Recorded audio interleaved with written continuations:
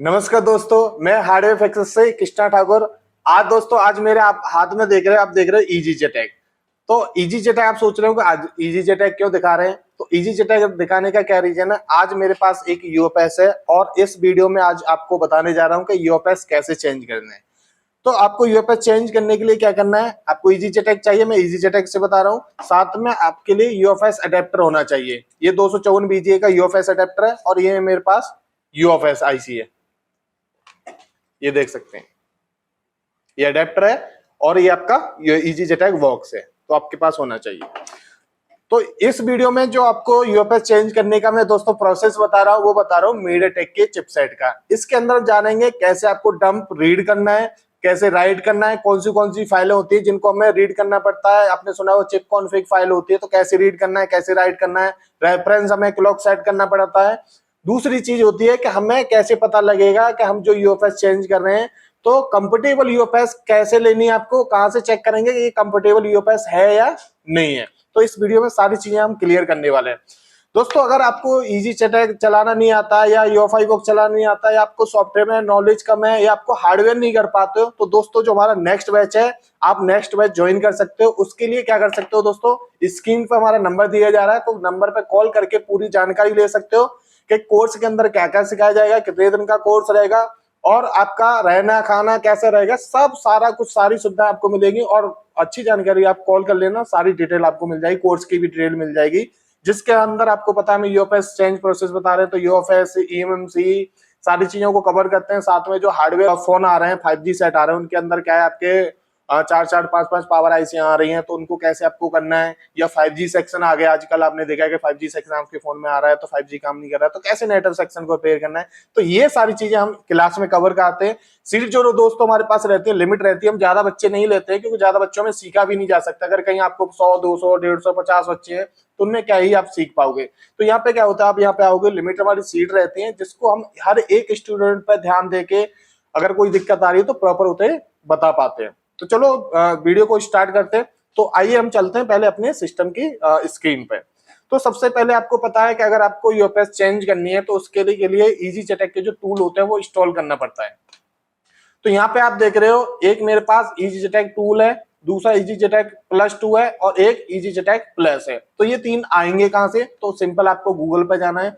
Google पे जाने के बाद इजी जेटेक ईएमएमसी प्लस टूल आपको डाउनलोड करना है। ईएमएमसी प्लस टूल आप जब डाउनलोड करोगे तो आपका इजी जेटेक प्लस और इजी जेटेक प्लस 2 दोनों आ जाएंगे।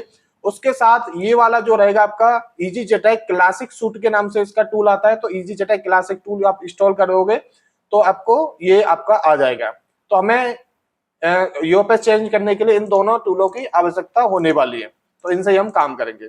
तो सबसे पहले क्या करते हैं, सिस्टम से हम इजी जेटेक को कनेक्ट कर लेते हैं और ये अडेप्टर भी लगा देते हैं साथ में, और इसके अंदर हम यूएफएस को रख देते हैं।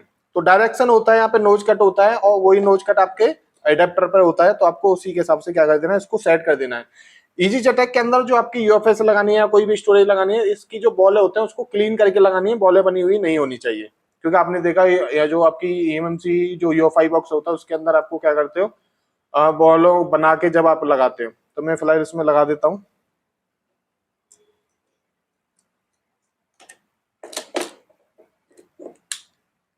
तो दोस्तों हम सिस्टम के साथ कनेक्ट कर देते हैं इसको।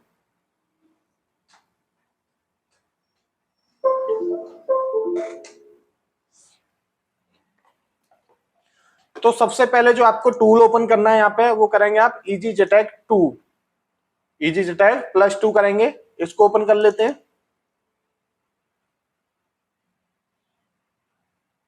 तो दोस्तों वीडियो बहुत ही ज्यादा इंटरेस्टिंग रहने वाली है, तो वीडियो को एंड तक जरूर देखें, क्योंकि इसे वीडियो को देखने के बाद अगर आपके पास कोई यूएफएस का चिपसेट आता है जिसकी यूएफएस खराब हो गई है या उसकी हेल्थ वगैरह प्रॉब्लम हो रही है, तो किस तरह से आपको चेंज करना है वो सारी चीजें हम बताने वाले हैं। अब यहाँ पे आप इंटरफेस देख रहे हो, ये आपका खुला हुआ है। तो इसके अंदर आप सबसे पहले आप देखोगे इजी जेटेक प्लस 2 है ये, ठीक है। नीचे सेटिंग में आओगे तो इसको ओपन करोगे तो यहाँ पे लिस्ट आ जाएगी कि आप आईएसपी द्वारा लगा रहे हो या ई सॉकेट होता है। ई सॉकेट आपके पास मान लो ईएमएमसी है, ईएमएमसी होने के बाद आपको इजी जेटेक का एडेप्टर नहीं है, तो क्या करते हैं हम यूएफआई का एडेप्टर जो होता है वो लगा देते हैं, उसके साथ हम बीच में एक यू सॉकेट ई सॉकेट लगाते हैं तो उसके लिए आपका ये ऑप्शन होता है। उसके बाद ISP वगैरह हो गए, तो सिंपल हमें क्या रखना है, यहाँ पे UFS रखना है। तो UFS पे क्लिक कर देते हैं। बाकी वोल्टेज वगैरह अपने आप सेट है, तो आपको सिंपल कनेक्ट पे क्लिक करना है, क्योंकि ये UFS है, थोड़ा सा लोड लेके चलते हैं, थोड़ा सा आपको पहले वेट करना है। तो यहाँ पे देख सकते हैं इसकी हेल्थ वगैरह, ये आपकी UFS आ गई, सारी चीजें, सीरियल नंबर वगैरह सारी चीजें आपको यहाँ पे दिखाई दे जाएगी। सैमसंग कंपनी की UFS है, इसका जो वर्जन है 2.1 है, तो सारी चीजें यहाँ पे आपको दोस्तों दिखाई दे रही हैं। उसके बाद अगर आप UFS चेंज कर रहे हो, मान लो आपके पास पहली UFS सही है, उसके बाद सही है UFS हेल्थ वगैरह बढ़ी हुई है, या आपको मान लो 64 GB का 128 GB करनी है, तो उसके लिए क्या करते हैं, सबसे पहले हम लेते हैं बैकअप लेते हैं उसका। तो बैकअप लेने के लिए आपको क्या करना है, यहाँ वेंडर का ऑप्शन होता है, वेंडर में आना है, ठीक है ना। यहाँ से करना है आपको स्कैन सोर्स करना है। तो मैं जैसे स्कैन सोर्स करूंगा तो इसके जो पार्टीशन वगैरह है उनको ये क्या कर लेगा, रीड कर लेगा। तो दोस्तों यहाँ पे देख सकते हैं सारे पार्टीशन क्या हो गए, रीड हो गए। ये रीड होने के बाद आप इसमें देख रहे हो कि man boot A, man boot B, तो ये क्या आपके लून होते हैं, क्योंकि आपकी जो UFS होती है उसके अंदर क्या रहते हैं, आपके लून रहते हैं। तो आपके अलग अलग चिपसेट के हिसाब से अलग अलग लून होते हैं। फिलहाल जो मैं ये आपको UFS बता रहा हूँ, ये नहीं कि ये कॉलकॉम की है या मीडियाटेक की है या सैमसंग की है, मैं आपको सारी चीजें इसमें क्लियर करने वाला हूँ कि कितने भी लून हो किस तरह से आपको काम करना है। पहले तो यहाँ पे लिखा हुआ है कि लून 0 और लून 1 में मेरे बूट A और बूट B दिए हुए हैं, तो मैं क्या कर देता हूँ, यहाँ पे एक डेस्कटॉप पे फोल्डर बना देता हूँ बैकअप रखने के लिए। UFS, इसका नाम दे देते हैं हम UFS चेंज, क्योंकि बैकअप जब राइट करेंगे हम, रीड करेंगे तो उसके लिए काम देगा। तो सबसे पहले आपको क्या करना है, इसका लून 0 और लून 1, क्योंकि पहले हमें बूट फाइल इसकी क्या करनी है, रीड करनी है। तो यहाँ से हम क्या कर देते हैं, रीड कर लेते हैं। तो ये लोकेशन पूछ रहा है, तो हमें लोकेशन दे देनी है यहाँ से। तो डेस्कटॉप पे हमने फोल्डर बनाया था UFS चेंज का, इसमें ओके कर देना आपको। तो इसने रीड कर लिया, तो हमारे ये दोनों रीड हो गए। उसके बाद आपको क्या करना है, लून 2, लून 2 यहाँ पे जो दे रखा है यही हमारा मेन पार्टीशन है, जिसके अंदर हमारा डेटा वगैरह होता है, जिसको यूजर एरिया बोला जाता है EOFI के अंदर। तो ये आपका क्या है, लून 2 है। इस लून 2 में ही सारा पूरा बैकअप, हमारा पूरा डेटा, पूरी फ्लैश फाइल सब कुछ इसी के अंदर रहने वाली है।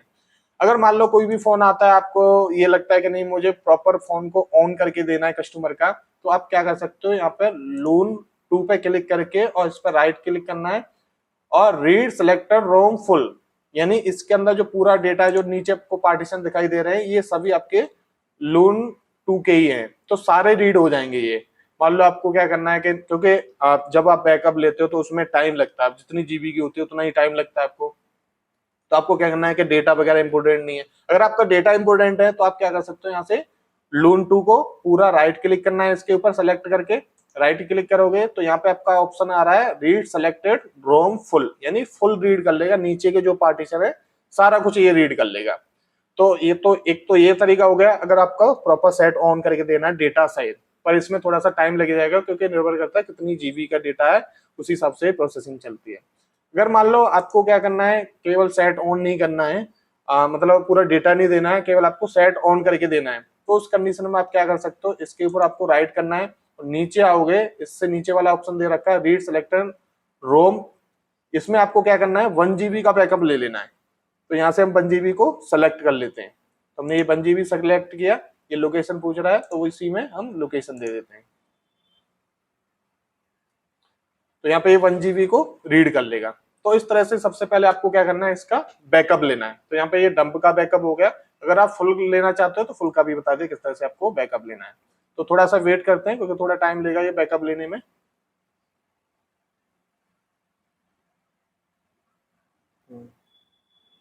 तो दोस्तों आपने देखा आपका जो बैकअप है वो पूरा डन हो गया है।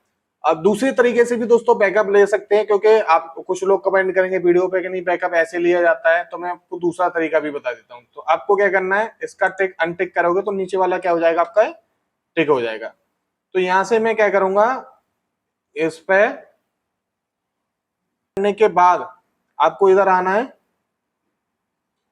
रीड बिफोर सिलेक्टेड पार्टीशन पे आना है, इस पे आपको क्लिक कर देना है।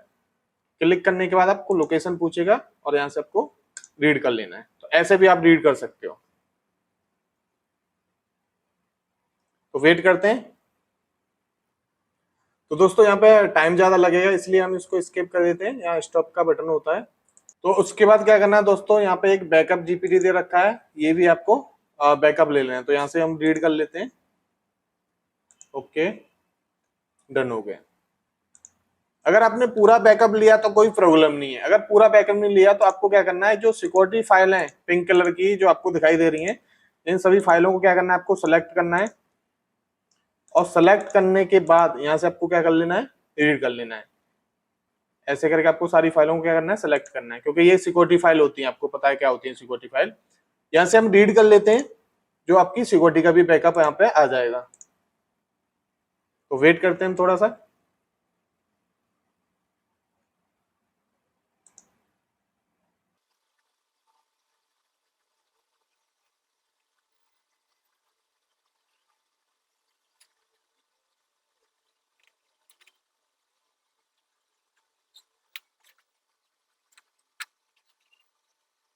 तो यहाँ से आपका सिक्योरिटी का बैकअप हो गया है। उसके बाद क्या करना है, इसमें एक फाइल का और बैकअप लेना है आपको, वो कि इसमें से नहीं होगा तो इसको क्लोज कर देते हैं। क्लोज करने के बाद आपको ओपन करना है EasyJetAck टूल, इसको ओपन करेंगे हम। हमें रीड करनी है चिप कॉन्फ़िग फाइल, क्योंकि चिप कॉन्फ़िग फाइल में भी आपकी पार्टीशन वगैरह होती है, उनकी इंफॉर्मेशन रहती है। तो हम जाएंगे यहाँ पे यूएफएस के अंदर। यूएफएस में जाने के बाद यहाँ पे आप देख सकते हैं रीड चिप कॉन्फ़िग फाइल दिखाई दे रहा है, उस पर क्लिक करना है। तो उससे पहले सबसे पहले क्या कर लेते हैं, हम आइडेंटिफाई यूएफएस चिप को करते हैं यहाँ पे।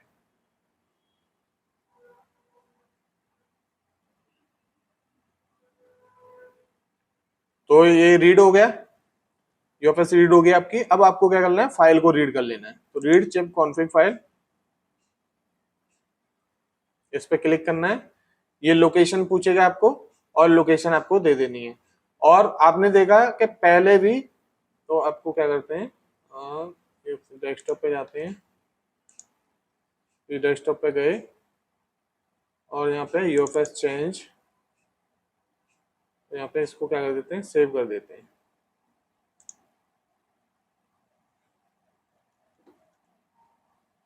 तो ये सेव हो गई। उसके बाद क्या होता है, आपका सिक्योरिटी का बैकअप हो गया, डंप का बैकअप हो गया, आपने कॉन्फ़िग फाइल को भी रीड कर लिया। उसके बाद इसमें से पूरा डेटा आपने ले लिया। अब मान लो आप यूएफएस नई यूएफएस लेके आओगे, तो कैसे पता लगेगा आपको कि कौन सी मेरी यूएफएस कंफर्टेबल है। तो उसके लिए क्या करना है, इसको क्लोज करना है यहाँ से सबसे पहले, और वापस जाना है EasyJetAck +2 के अंदर जाना है।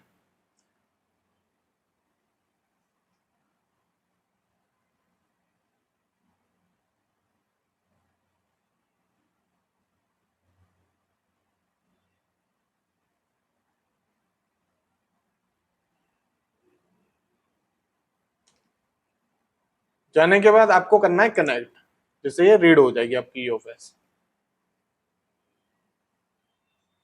रीड होने के बाद दोस्तों यहाँ पे एक ऑप्शन दे रखा है टूल्स का, तो आपको जाना है टूल्स के अंदर, और यहाँ पे आपका दे रखा है प्री लोडर पर्सर फाइल। इसके अंदर क्या होती है, आपके फोन में जो फ्लैश फाइल डाउनलोड करते हो, तो उसके लिए सबसे पहले क्या करना है, जो आपके पास मॉडल है उसकी फ्लैश फाइल को डाउनलोड कर लेना है।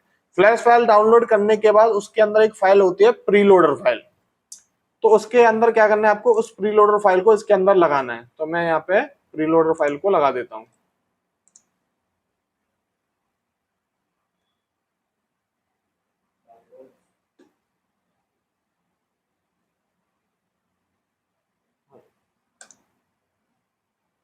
उसके बाद जो भी सेट है आपका, उसकी प्रीलोडर फाइल को आपको लगा देना है। तो ये प्रीलोडर फाइल रहेगी, हर फ्लैश फाइल के अंदर होती है, इसको आपको लगाना है।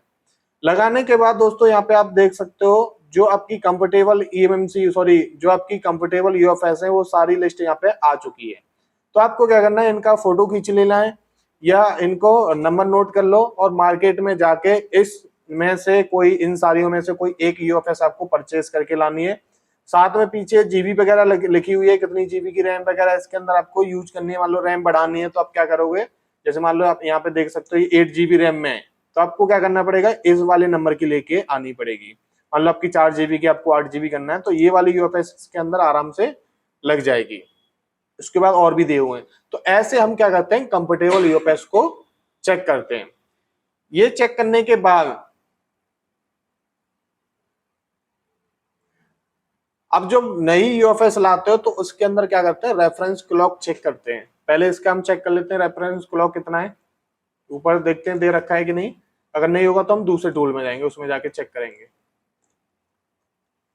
तो आपका रेफरेंस क्लॉक यहाँ पे सीरियल नंबर, अभी रेफरेंस क्लॉक हमें दूसरे टूल में दिखाई देगा। और उसके बाद जैसे मान लो आपने क्या कर लिया, कंफर्टेबल यूएफएस यहाँ से चेक कर ली, आपकी कंफर्टेबल यूएफएस है, ठीक है ना। उसके बाद यहाँ पे यूएफएस वर्जन भी होते हैं, 2.1 वर्जन है इसका। तो जब आप कंफर्टेबल यहाँ पे लिस्ट आई गई है तो आपको वर्जन वगैरह चेक करने की जरूरत नहीं है, ऑटोमेटिकली 2.1 ही सपोर्ट करेगी। तो ये हो गया, हम यहाँ से स्टॉप करते हैं। उसके बाद दोबारा से इसके अंदर जाते हैं।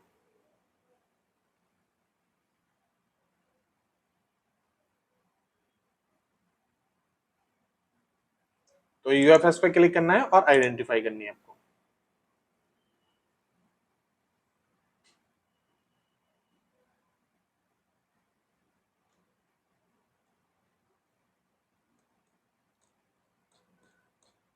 तो आपको यहां से चेक कर लेना है कहां लिखा हुआ है रेफरेंस क्लॉक।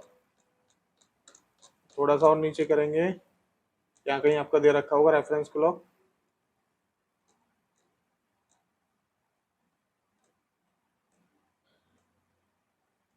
तो यहाँ देख सकते हैं यूएफएस रेफरेंस क्लॉक 26 मेगाहर्ट्ज। ये भी आपको याद रखना है कि आपकी रेफरेंस क्लॉक कितनी थी। तो हमने ये सारी चीजें चेक कर ली। उसके बाद हम क्या करेंगे, मार्केट से नई यूएफएस परचेज करके लाएंगे। नई परचेज लाने के बाद सबसे पहला जो हम काम करते हैं उसके अंदर क्या करते हैं, जो आपने रीड कॉन्फ़िग फाइल को राइट किया था सबसे पहले आपको वो राइट कर देनी है। तो कैसे राइट करनी है मैं आपको बता देता हूं। यहाँ पे लिखा हुआ है राइट चिप कॉन्फ़िग फाइल। उसके बाद जो आपके पास आएगी वो आपको पता है कि खाली ही आएगी। अगर खाली नहीं आती आपको करनी है तो आपको क्या करना है, मल्टी लून पे जाना है। मल्टी लून पे जाने के बाद कॉन्फ़िग लून पे जाना है आपको। यहाँ जाने के बाद यहाँ से आप रीसेट कर सकते हो, इसके जो लून बने हुए हैं उनको खाली कर सकते हो। तो यहाँ करने के बाद, मैं कर नहीं रहा हूँ, यहाँ पे आपको यहाँ से क्लिक कर देना है। उसके बाद क्या करना है दोस्तों, यहाँ पे जनरल में जाएंगे। जनरल में जाने के बाद राइट चिप कॉन्फ़िग, सबसे पहला जो काम करना है आपको, राइट चिप कॉन्फ़िग फाइल को क्या करना है, उसके अंदर राइट कर देना है। तो यहाँ से आपको क्लिक कर देना है। तो क्लिक कर दोगे तो आपकी जो रेफरेंस क्लॉक जो फाइल है वो क्या हो जाएगी, राइट हो जाएगी। ये हमने पहले से ही, क्योंकि फॉर्मेट वगैरह नहीं किया इस वजह से एरर वगैरह आ रहा है। बाकी आप जो खाली लेके आओगे उसके अंदर आराम से क्या हो जाएगी, राइट हो जाएगी। तो यहाँ से आपको क्या करना है, राइट चिप कॉन्फ़िग फाइल, उसकी जो पार्टीशन वगैरह होंगे अपने आप क्रिएट हो जाएंगे। उसके बाद यहाँ से आप क्या कर सकते हो, उसके सेट रेफरेंस क्लॉक। तो यहाँ से आप रेफरेंस क्लॉक सेट कर सकते हो, जो भी आपकी रेफरेंस क्लॉक है वो यहाँ से सेट हो जाएगी। यहाँ से सेट होने के बाद आपको इसको क्या कर देना है, क्लोज कर देना है। ये इसका काम फिनिश हो गया। फिर दोबारा से दोस्तों आपको जाना है EasyJetAC +2 के अंदर जाना है।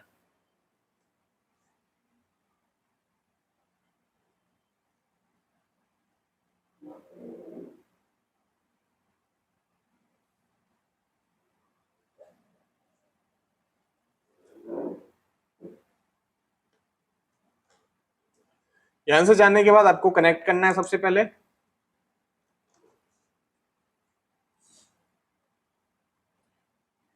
स्कैन सोर्स करना है।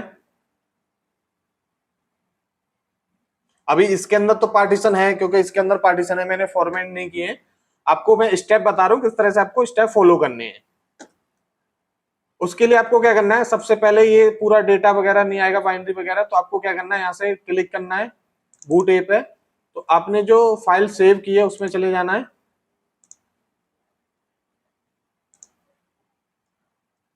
तो इसके अंदर आपने देखे होंगे और लून 0 में है, तो लून 0 को सिलेक्ट करोगे। अभी कह रहा है the directly content file rooms add then the table, अगर ऐड कर दो सारे यहाँ पे क्या हो जाएंगे, आपके ऐड हो जाएंगे। तो लून 2 भी क्या हो गया, एक साथ ऐड हो गया, और लून 1 भी हो गया। आपने 1 GB का लिया था ना, तो वो भी क्या हो जाएगा, यहाँ पे ऐड हो जाएगा। ये ऐड होने के बाद अगर मान लो ऐड नहीं होता है तो आपको क्या करना है, इस पे क्लिक करना है। क्लिक करने के बाद आपको ये दिखाई दे रहा है यहाँ पे, सॉरी लून 2, ये वाला,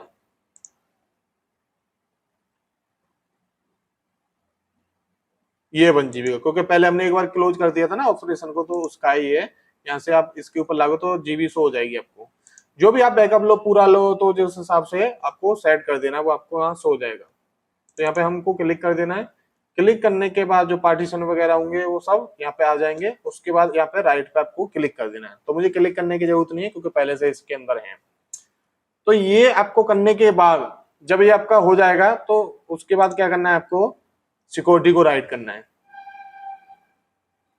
सिक्योरिटी को राइट करने के लिए यहाँ से जो आपकी जो आपने सिक्योरिटी ली थी वहां पे आपको सिलेक्ट कर करके उन सभी फाइलों को क्या कर देना है, यहाँ पे ऐड कर देना है। तो जैसे ये वाली फाइल है आपको ये सेलेक्ट कर देनी है। उसके बाद अगली फाइल है उसकी अगली को सिलेक्ट कर देना है। तो ऐसे करके आपको क्या करना है दोस्तों, सारी फाइलों को क्या कर देना है, यहाँ पे अटैच कर देना है। और अटैच करने के बाद सिंपल यहाँ पे राइट पे क्लिक कर देना है। राइट पे जब आपकी क्लिक हो जाएगी तो इसके अंदर आपका डंप सिक्योरिटी दोनों चढ़ जाएंगी। चिप कॉन्फ़िग फाइल आपने राइट करी दी है, रेफरेंस क्लॉक आपकी सेट हो ही गई है। उसके बाद आपको क्या करना है, यूएफएस को निकालना है बॉक्स में से। मान लो ये आपकी यूएफएस है, आपको यूएफएस को निकालना है। निकालने के बाद आपका जो फोन रहेगा उसमें इंस्टॉल कर देना है। इंस्टॉल करने के बाद इसकी जो फ्लैश फाइल है उस फ्लैश फाइल से आपको फ्लैश कर देना है। या मान लो आपने पूरा बैकअप लिया है इसका तो आपको फ्लैश करने की भी जरूरत नहीं है, पूरा बैकअप चढ़ा देंगे ये लून 2 का। तो क्या होगा, आपका फोन ऑन हो जाएगा। अगर आपने क्या किया है, केवल उसका 1 GB का बैकअप लिया, सिक्योरिटी का बैकअप लिया, तो उसके बाद आपको फ्लैश करना पड़ेगा। तो आप फ्लैश करोगे आपका सेट क्या हो जाएगा, ऑन हो जाएगा। फ्लैश करने के लिए आप किसी भी टूल से फ्लैश कर सकते हो, यूएमटी से कर सकते हो या अनलॉक टूल से कर सकते हो, एसपी फ्लैश टूल से कर सकते हो। तो उससे आपको ये कर देना है। तो इस तरह से दोस्तों आप क्या कर सकते हो कि यूएफएस को चेंज कर सकते हो। बाकी चिपसेट का भी लमसम सेम ही रहता है, थोड़ा बहुत अंतर रहता है, ठीक है ना। तो दोस्तों वीडियो कैसी लगी, मैंने यहाँ पे आपको बताया किस तरह से आपको यूएफएस को चेंज करना है। बाकी आप क्लास करते हैं तो सारी चीजें प्रैक्टिकली रहती हैं और फोन भी रहता है हमारे पास, उसके हिसाब से हम आपको चेंज करके दिखाते हैं। तो वीडियो कैसे लगी दोस्तों कमेंट करके जरूर बताएं। वीडियो को लाइक एंड शेयर जरूर करें। अगर आप हमारा नेक्स्ट बैच ज्वाइन करना चाहते हैं तो स्क्रीन पर नंबर दिया हुआ उस पर कॉल कर सकते हैं। कॉल के दौरान आपके सिलेबस की पूरी डिटेल ले सकते हैं, हार्डवेयर में क्या कराएंगे, सॉफ्टवेयर में क्या कराएंगे, हमारा रहना कैसा रहेगा, खाने का कैसा रहेगा, सारी चीजें आपको डिटेल मिल जाएगी। Thank for watching.